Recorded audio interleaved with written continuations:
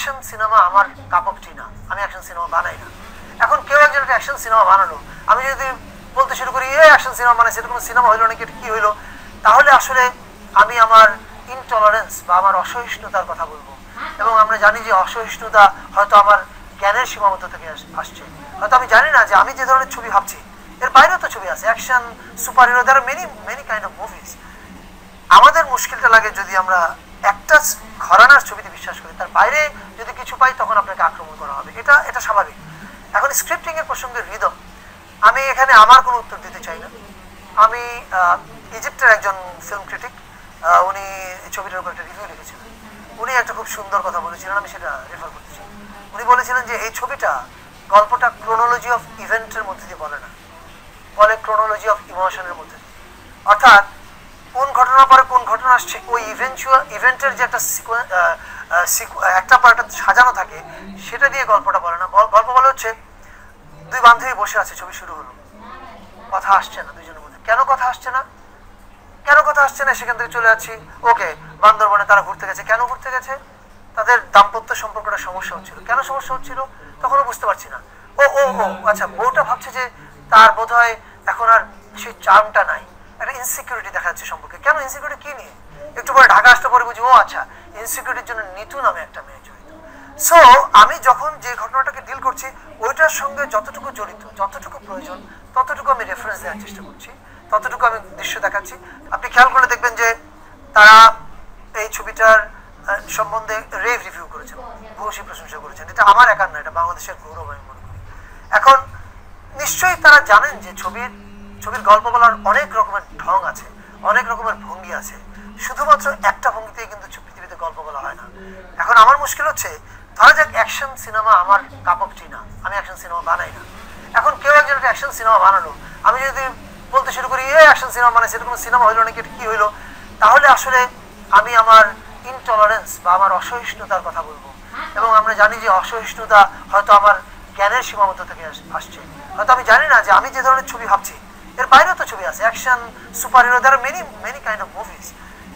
আমাদের মুশকিলটা লাগে যদি আমরা একটা ঘরানার ছবিতে বিশ্বাস করি, তার বাইরে যদি কিছু পাই তখন আপনাকে আক্রমণ করা হবে, এটা স্বাভাবিক। এখন স্ক্রিপ্টিং এর প্রসঙ্গে রিদম, আমি এখানে আমার কোনো উত্তর দিতে চাই না। আমি ইজিপ্টের একজন ফিল্ম ক্রিটিক, উনি এই ছবিটার উপর একটা রিভিউ লিখেছিলেন। উনি একটা খুব সুন্দর কথা বলেছিলেন, আমি সেটা রেফার করতে চাই। উনি বলেছিলেন যে এই ছবিটা গল্পটা ক্রোনোলজি অফ ইভেন্টের মধ্যে দিয়ে বলে না, বলে ক্রোনোলজি অফ ইমোশনের মধ্যে দিয়ে। অর্থাৎ কোন ঘটনার পরে কোন ঘটনা আসছে ওই ইভেন্টের যে একটা পর একটা সাজানো থাকে সেটা দিয়ে গল্পটা বলে না। গল্প বলে হচ্ছে দুই বান্ধবী বসে আছে, ছবি শুরু হলো, কথা আসছে না দুজনের মধ্যে। কেন কথা আসছে না, সেখান থেকে চলে যাচ্ছি, ওকে বান্দরবনে তারা ঘুরতে গেছে। কেন ঘুরতে গেছে? তাদের দাম্পত্য সম্পর্কটা সমস্যা হচ্ছিল। কেন সমস্যা হচ্ছিল তখনও বুঝতে পারছি না। ও ও ও আচ্ছা, বউটা ভাবছে যে তার বোধ হয় এখন আর সেই চার্মটা নাই, একটা ইনসিকিউরিটি দেখা যাচ্ছে সম্পর্কে। কেন ইনসিকিউরিটি কি নিয়ে? একটু পরে ঢাকা আসতে পরে বুঝি ও আচ্ছা, ইনসিকিউরিটির জন্য নিতু নামে একটা মেয়ে জড়িত।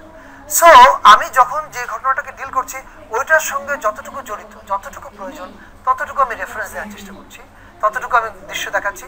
যখন ওই চ্যাপ্টার শেষ, then I get back to another chapter. So এই যে নন লিনিয়ার ফরম্যাট, এটাও পৃথিবীতে নতুন কিছু না, আমি যে নতুন আবিষ্কার করেছি তাও না। এরকম অনেক গল্প আছে। এখন শাওন যেটা বললো, আমরা নানা রকমের ছবি করব, নানান ধরনের ছবি করব, এটার মধ্য দিয়ে আমাদের দর্শক ক্রিয়া প্রতিক্রিয়া নানান কিছু জানাবেন, এটার মধ্যে দিয়ে আমাদের সিনেমা ল্যাঙ্গুয়েজ গড়ে উঠবে, এটার মধ্যে দিয়ে আমরা বিশ্ব চলচ্চিত্রে বিশ্ব দরবারের কাছে ফিল্ম মেকিং নেশন হিসেবে আমাদের একটা জায়গা তৈরি করবো। That is actually what we need to achieve.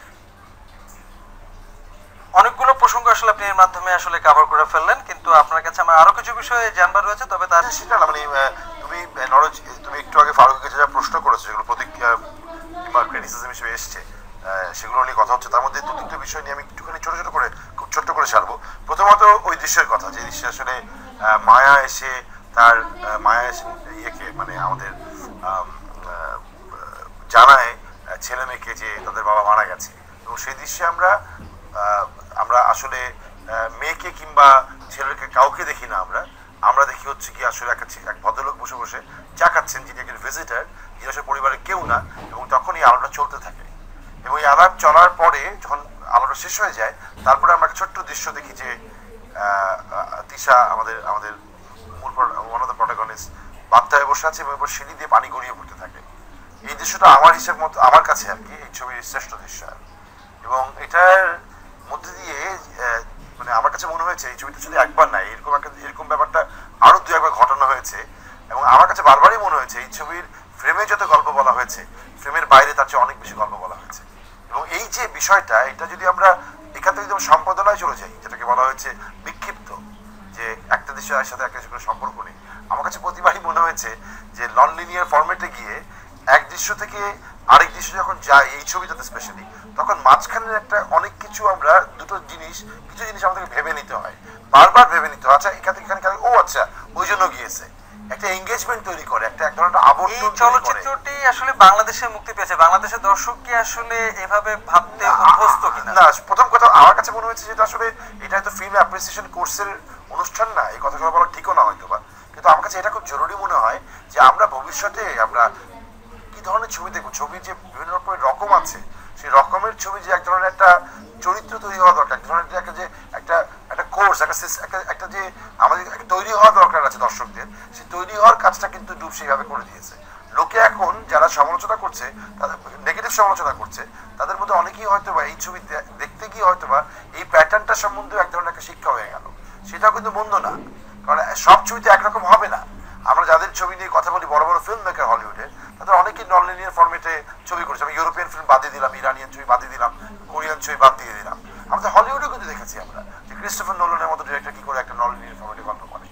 Non linearity কিন্তু খুব অবাক করা কিছু, এটা কিন্তু ফারুকের আবিষ্কার না, এটা এক ধরনের একটা ওয়ে অফ টেলিং। আরেকটা বিষয় আপনার একটু মানে আপনার ভাবনাটা একটু শুনতে চাই যে পুরো ছবির কেমন হয়েছে বা নানা দিক, এটার ক্রিটিসিজম, এগুলো নিয়ে তো আসলে এক ধরনের আলোচনা তো রয়েছে, সেটা নির্মাণ শৈলী বা আরো অনেক কিছু বিষয়। কিন্তু আমরা একটু ব্যাপারটা বা আমাদের এই আলোচনা বা সমালোচনা পুরো জায়গাটি আসলে তৈরি হলো যখন হুমায়ুন পত্নী মেহের আফরোজ শাওন তিনি যখন আসলে এক ধরনের অভিযোগ নিয়ে আমাদের সামনে উপস্থিত হলেন এবং আমরা কিছু আইনি লড়াইয়ের ব্যাপার স্যাপার দেখলাম এবং শেষ পর্যন্ত কেউ কেউ কিন্তু এই অভিযোগটি গত 7 দিনে করছেন যে যার সঙ্গে চলচ্চিত্রের মানে সে মেহের আফরোজ শাওন হিসেবে ধরে নিয়ে যে চরিত্রটিকে ভাবা হচ্ছে এই চলচ্চিত্রে, পারণমিত্র যে চরিত্রে রূপদান করেছেন, তো সেটিকে নেগেটিভ দেখানো হয়েছে এরকম কথা অনেকে বলছে। যদি কিছুক্ষণ আগে আমরা ফারুকি ভাইয়ের একটা বক্তব্য শুনলাম যে না, তিনি আসলে কিন্তু গেইনার, এটি চলচ্চিত্রকার যিনি তার বক্তব্য হতে পারে, কিন্তু দর্শক এটাকে নাও একইভাবে নাও ভাবতে পারে, সেরকম হতে পারে। আপনি আসলে পুরো ব্যাপারটাকে কিভাবে দেখছেন? আমি ছোট্ট করে বলি, ওই মাহমুদ আপা শুরুতেই বলেছেন তসলিমা নাসরিনের কথা। তসলিমা নাসরিন কিন্তু এক্স্যাক্টলি এই জায়গাটা নিয়ে কথা বলেছেন, শুধু এই জায়গাটাই নিয়ে না, পুরো বিষয়টা নিয়ে। এবং মজা হচ্ছে আমি আমার একটা ছোট্ট জায়গায় লিখেছি অলরেডি এই জিনিসটা, যে আসলে তসলিমা নাসরিন কথা বলতে চান টেক্সট নিয়ে, উনি টেক্সট নিয়ে কথা বলতে চান, উনি হুমায়ুন আহমেদের জীবনী এবং সেটা টেক্সট, সেটা নিয়ে কথা বলতে চান। আর ছবি হচ্ছে আলো, ছায়া, সুর, ভাষার খেলা। সো টেক্সট আর সিনেমা তো এক জিনিস না। সো টেক্সচুয়ালি যদি আমি সিনেমাকে দেখতে চাই, তাহলে আমি সিনেমার বড্ড ভুল করছি। এটা হচ্ছে গিয়ে তাত্ত্বিক জায়গাটা। কিন্তু দর্শকদের যে কাছ থেকে কাছে গিয়ে দর্শক যখন এইভাবে করে দেখে, তখন আসলে দর্শক যে লেন্স দিয়ে ছবিটা দেখার চেষ্টা করে, সেই লেন্সটা আসলে পক্ষপাত দুষ্ট অলরেডি, বিকজ ছবি হওয়ার আগেই সে এক ধরনের কন্ডিশনিং হয়ে ছবি দেখতে ঢুকেছে এবং সেটাই তাকে আসলে ক্ষতিগ্রস্ত করছে। আমি যেটা লস কিন্তু দর্শকের, দর্শক ছবিটা থেকে রসটা নিতে পারলো না যেহেতু সে আগে থেকে কন্ডিশন। সো এটা আসলে দর্শকের দোষও না, তাকে ওইভাবে করে ইনফরমেশন দেওয়া হয়েছে, ভুল ঠিক যাই হোক না কেন। এখন মুশকিল হচ্ছে গিয়ে যে তাতে ক্ষতি কিন্তু আমি তো একজন প্রডিউসারে বটে, আমি আসলে ইন্ডাস্ট্রির ক্ষতি দেখি। আমার কাছে মনে হয় যে আমরা যদি ছবিটার লোকজনকে দেখতে দিই কোনো রকম ইনফ্লুয়েন্স ছাড়া, নেগেটিভ অর পজিটিভ, তাদের যে সুবিধা হয় তাদের আরো কিছু লোক হলে যায়, এক ধরনের নতুন ছবি দেখার অভিজ্ঞতা তৈরি হয় এবং ইন্ডাস্ট্রির কিছু লাভ হয়। সেটা যদি করতে না দিই সবাই মিলে, স্পেশালি যারা ক্রিটিক, যারা খুব কাছের, যারা খুব ক্রিটিক, যারা সিনেমা নিয়ে ভাবি কিংবা কথা বলি বা যারা মানুষকে ইনফ্লুয়েন্স করি, তাদের এই দায়িত্ববোধের জায়গাটা থাকাও দরকার বলে আমি মনে করি। আরেকটা বিষয় যে প্রসঙ্গটা নিয়ে আমরা আসলে আছি, জি জি জি ভুলে যাবো এই জন্য বলছি। জি জি ওই চা খাওয়ার দৃশ্যটা বাবার মৃত্যু সংবাদের পরে, এটা নিয়ে আমি একটু কথা বলতে চাই। কারণ আমি মনে করি এটার সঙ্গে আমার ছবির স্ক্রিপ্টের স্ট্রাকচারটাও বোঝা হয়ে যাবে যারা যদি আগ্রহী কেউ থাকেন। ওই সময় কি হয়, সাধারণত হয় যে যখন কারো মৃত্যু সংবাদ আসে, যারা হারায় স্বজনকে, তাদের আহাজারিটা দেখানো হয়। আমার ক্ষেত্রে কি করেছি, আমি যারা স্বজন হারিয়েছে, কন্যা এবং প্রাক্তন স্ত্রী, আমি তাদের কোনো রিয়াকশন দেখাচ্ছি না, কারণ তাদের কোনো প্রতিক্রিয়া দেখাচ্ছি না। তারা দেখাচ্ছি না একটা দিক আছে, একটা দিক হচ্ছে মায়া যখন প্রথম শোনে সেটি বুঝতে পারে না তার এখন প্রতিক্রিয়া কি হওয়া উচিত। সে কি কাঁদবে? তার কাঁদাটা কি বৈধ? তার স্মৃতি কি বৈধ? মানে হু ইজ শি অ্যাকচুয়ালি, সে কোথায় অবস্থান করছে, মানে সে কি কাঁদতে পারে? এটা হচ্ছে মায়ার অবস্থান। মায়া সেখান থেকে পাথর হয়ে থাকে। ওদিকে সাবিরের অবস্থানটা হচ্ছে ওকে বাবার ব্যাপারে তার প্রচন্ড রাগ আছে এবং বাবাকে তারা জীবন থেকে মুছে দিয়েছে, একরকম চ্যাপ্টার ক্লোজ, দরজা বন্ধ। এখন মার পাশে তারা দাঁড়িয়েছে যে মা তোমার সাথে আমরা আছি, আমার গল্পে, আমি বাস্তবের কথা বলছি না। এখন মা আমার গল্পে মেয়ে এবং ভাই ভাবছে আমরা যদি আজকে হাউ মাউ করে কান্নাকাটি করি তাহলে মা আবার না কোন অবস্থার মধ্যে পড়ে যায়, মানে মা আবার কি ভাবে। সো তারা কোন রকম প্রতিক্রিয়া দেখায় না, তারা ওমলেট, মামলেট, 3 মাসের অ্যাকশন প্ল্যান, এই সমস্ত বিষয়ে আলোচনা করতে থাকে। এখন এই প্রতিক্রিয়াটাকে কেন আমার পর্দার বাইরে রাখা মানে ফেলা প্রয়োজন পড়েছে, এর কারণ হচ্ছে এই যে আপনি খেয়াল করবেন এর পরের দৃশ্য হচ্ছে সাবিরি বাথরুমে যায়, গিয়ে বলে মা তুমি যদি কলেজে যাও, কোচিং সেন্টারে যাও, আমি তোমাকে নিয়ে আসবো, তোমাকে কিন্তু একটু ওয়েট করতে হবে।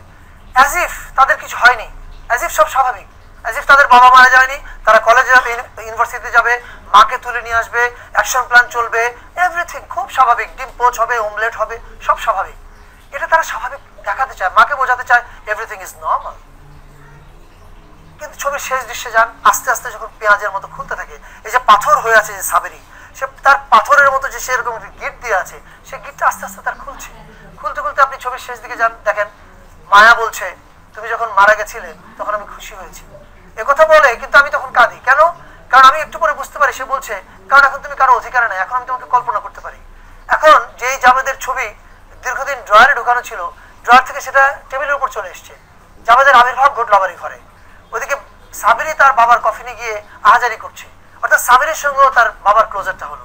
এখন আপনি ভাবেন আমি যদি ওই দৃশ্যে যখন মৃত্যু সংবাদ এসছে তখন যদি হাউ মাউ কান্নাটা দেখা দিই তাহলে তো আমার ছবিটার ক্লোজার ওখানে শেষ হয়ে যায়, দ্য ফিল্ম। তাহলে এই যে পাষাণ, আমি যদি পাষাণ না দেখাই, পাষাণের গলা দেখাবো কিভাবে? So I hope you understood যে why I kept few things out of the frame. এটার পিছনে মূল কারণটা হচ্ছে to keep the story alive, to keep it flowing slowly but to keep it flowing. Thank you. আর এই ছবিটার মজাটাই তো ছবিটার পেসটা, ছবির যে স্লো পেস, এইটাই কিন্তু ছবিটার মজা আসলে। ওটা খুব জরুরি আর কি বুঝতে পারা, আমার ধারণা আর কি। আমরা একটু বিধানের কাছে যেতে চাই। বিধান, এই আলোচনা থেকে আমরা কিন্তু নানা রকম মানে বিষয় পেলাম, কয়েকটি অ্যাঙ্গেল পেলাম এবং বেশ কিছু বিষয়ের মধ্যে আলোচনা হয়েছে। আপনি কি এই পর্যায়ে কিছু যুক্ত করতে চান কিনা? আমি বলতে চাই যে চলচ্চিত্রের যে ধরনের লেখাপত্র ফেসবুকে আসলে সামাজিক যোগাযোগের মাধ্যম হওয়ার কারণে এখন আমরা দেখি সিটিজেন জার্নালিজম হচ্ছে, এই সবাই মানে খুব সহজেই তাদের প্রতিক্রিয়া দেখাতে পারছে। তবে চলচ্চিত্রে দুটো বিষয় আমি বলতে চাই, একটি হচ্ছে ফিল্ম রিভিউ আর একটা হচ্ছে ফিল্ম ক্রিটিসিজম। কিন্তু এখন ফিল্ম রিয়াকশন দেখে সেটাকে আমরা ফিল্ম রিভিউ বলছি, এটা দুঃখজনক। কারণ আমার কাছে অধিকাংশ লেখাই ফিল্ম রিয়াকশন মনে হয়েছে, যে ফিল্ম দেখে আমার কি লেগেছে সেটা একটু বড় করে অনেকে লিখেছেন। কাজেই রিয়াকশন আর রিভিউ দুটোকে মিলিয়ে ফেলা এক হবে না। রিভিউ এবং ক্রিটিসিজম লেখার কিছু ধরাবাঁধা কিছু নিয়ম বা একটা ফরম্যাট বা একটা ব্যাপার রয়েছে, যে এটা এইভাবে লিখলে এটা রিয়াকশন বলে, এইভাবে লিখলে রিভিউ বা ক্রিটিসিজম। এখন এই সমস্ত কিছুর বাইরে আমি যেটা বলতে চাই, একটা উত্তর আমি না দিলেই নয়, সেটা হচ্ছে যে অনেকেই বলছেন যে মোস্তফা সরোয়ার ফারুকী কেন এই ইউরোপিয়ান আর্ট হাউসের সিনেমা তৈরি করতে গেলেন, তিনি কেন বাংলাদেশের মূল সুর খুঁজে পেলেন না। এখন এই ধরনের অভিযোগ আসছে, তো আমি এইটার উত্তরে বলতে চাই যে ধরুন এটা আমি কারো পক্ষে বা বিপক্ষে না, আমি বলছি যে ঢাকা এটা খুব ভালো চলছে, খুব হল পাচ্ছে বা খুব ব্যবসা করছে, কিন্তু ঢাকা অ্যাটাকের কিছু কিছু দৃশ্য, ছবি বা গান, আইটেম সং এগুলো আমি দেখেছি। সেটা দেখে আমার মনে হয়েছে যে একটা ফ্রেমও বলিউড বা টলিউডের থেকে আলাদা কিছু নয়, একেবারেই মনে হয়েছে যে সেটা আমি আমার এই ছবির মধ্যে দিয়ে কপি করার চেষ্টা করেছি। ঢাকা অ্যাটাকের কথা বলছি, সেখানে কিন্তু কেউ বলছে না এই ছবিটা কেন বলিউডের নকল হলো, এই ছবিটা কেন টলিউডের নকল হলো। এখন যদি ইউরোপ সেন্ট্রিক আর্ট ফিল্মের নকল হয়ে থাকে তাহলে আমি বলবো যে পথের পাঁচালিও তো সেই একই রকম বলা হচ্ছিল যে রিয়েলিস্ট ধারার ছবি। কাজে এই নানান রকমের ব্যাপার আছে। আমি বলবো যে ছবি কোথা থেকে নিল বা কোথা থেকে নিল না, তার ফরম্যাট বা গঠন নানান ধরনের বিষয় আছে, সেটা তো আর মানে রাতারাতি কেউ ভেঙে ফেলবে বা একটা ভেঙে চুরে অন্য কিছু তৈরি করে ফেলবে সেটা সম্ভব না। তো এতটুকু আমি বলতে চাই যে বাংলাদেশে যে এক ধরনের এই ডুব ছবি নিয়ে আলাপ হচ্ছে, এর আগে আয়নাবাজি নিয়ে হয়েছে, এরপরে অজ্ঞাতনামা নিয়ে হয়েছে, এই যে মেইন স্ট্রিম তথাকথিত কোট আনকোট যে কমার্শিয়াল ফিল্ম, এটার বাইরে যে অন্য ধরনের চলচ্চিত্র এতদিন ধরে আমরা যে মানে হাপিত্তিশ করছিলাম, যে যে ছবি আসলে মানে অলিক কল্পনা, অলিক নাচ গান, অলিক এক ধরনের মানে বাস্তবতা তৈরি করবে না, আমরা কিন্তু ঘাগরা পরা কোনো মেয়েকে বাস্তবে রাস্তাঘাটে নাচতে দেখি না। কাজেই আমি বলবো যে ডুব বা অজ্ঞাতনামার মতো যে চলচ্চিত্রগুলো বাংলাদেশে তৈরি হচ্ছে, এটি কিন্তু অনেক বেশি জীবন ঘনিষ্ঠ এবং মানুষের আমাদের যে সামাজিক বাস্তবতা সেটার অনেক বস্তুনিষ্ঠ এক ধরনের উপস্থাপন নির্মাতা সেই জায়গাগুলোকে নির্মাতারা তুলে ধরার চেষ্টা করছেন। অর্থাৎ আপনি বলছেন যে এই ধরনের ছবি আসলে বেশি বেশি তৈরি হলে আমাদের বাংলাদেশি দর্শকদের মননের এক ধরনের উৎকর্ষ সাধন হবে। আমি বেশি বেশি তৈরি হলে সেটা বলতে চাইনি, আমি বলতে চাচ্ছি যে যে ধরনের চলচ্চিত্র বাণিজ্যিক চলচ্চিত্র নামে পরিচিত এবং যেগুলো হরহামেশা বলিউড, টলিউড, মাদ্রাজ নানা চলচ্চিত্র থেকে একেবারে হুবহু কাটকপি পেস্ট করে হচ্ছে, সেসব ছবি নিয়ে কারো কোনো মানে আমি বলবো যে কথা নেই, গালিগালাজ নেই, সেটা এক ধরনের হচ্ছে। কিন্তু যখন একজন পরিচালক বা একজন স্রষ্টা, একজন শিল্পী জীবন ঘনিষ্ঠ কিছু তৈরি করতে চাচ্ছেন, নতুন কিছু তৈরি করার চেষ্টা করছেন, তখন সেটি মানে আমি বলবো যে মানুষের কমফোর্ট জোনের বাইরে পড়লে সেটা এক ধরনের রিয়াকশন আসছে।